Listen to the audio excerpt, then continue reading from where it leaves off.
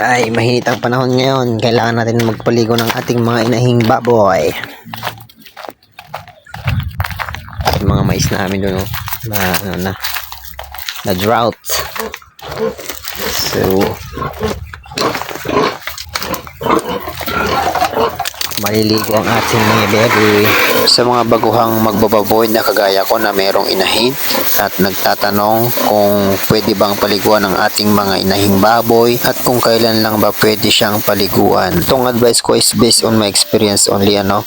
So, ang pagpapaligo ko ng baboy ay tuwing umaga at saka tanghali kasi doon mainit, lalo ngayon at summer na. Paghapon na hindi na ako nagpapaligo kasi malamig naman na yan. Tsaka lang tayo mag-iwas ng pagpapaligo ng mga baboy pag mga taglamig para iwas sipon at sakit sa ating mga baboy. Ito naman yung unang baboy namin kung saan dito kami nag-start bago kami nakapagparami ng mga baboy at inahin. So, pangatlong beses niyang pagbubuntis na ito. Pinaghalong hybrid tsaka native.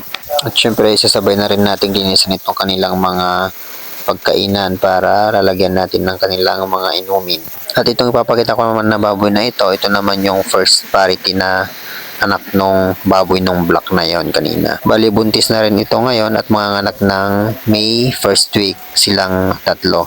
At itong isa naman na baboy na ito naman yung second parity ng baboy ng black din na yon. Hindi na namin papakastan ito kahit ito ay naglalandi kasi ito ay pangkatay sa June. And then yung mga ibang biik namin ay bininta na namin kasi hindi nagbabago yung presyo dito at mahal ang bili sa mga biik. Na kung saan nagre-range siya ng pagka native na baboy is nasa 5,000 to 5,500 and pagka mga hybrid or F1 is nasa 6,000 to 6,500 naman. At sa awa ng Diyos, hindi pa kami natatamaan ng ESF. Kasi kung makikita nyo dito sa paligid ng ating small piggery ay meron siyang maraming tarpaulin tsaka net para iwas ESF because prevention is better than cure. And then dapat pili lang yung mga pumapasok sa ating mga baboyan para hindi sila makapag-transfer ng virus. Dito nga lang yan sa Rizaluna, Alicia, Isabela.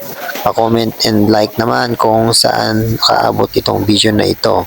And please subscribe for more videos. Thank you and happy farming!